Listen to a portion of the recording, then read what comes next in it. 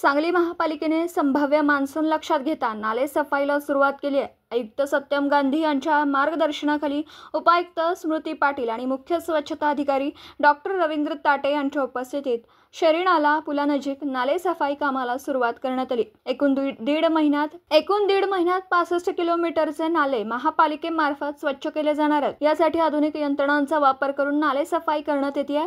नाले सफाईचे कंत्राट स्वप्नील सरजे यांच्या फर्मकडे देण्यात आले। या नाले सफाईसाठी जेसीबी पोकलंटसह आधुनिक मशिनरी नाल्यात उतरवून स्वच्छता केली जाते।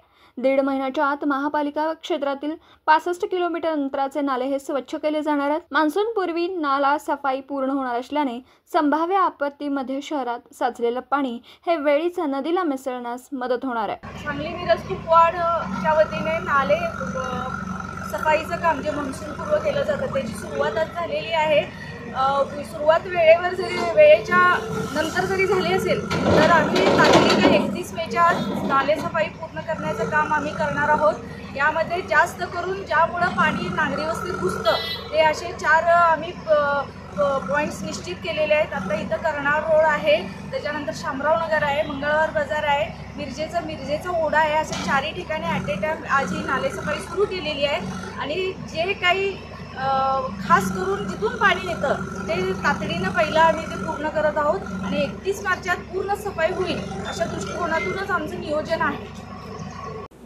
दिवसभरातील घडामोडींचा आढावा घेण्यासाठी पाहत रहा N24 मराठी न्यूज चॅनल।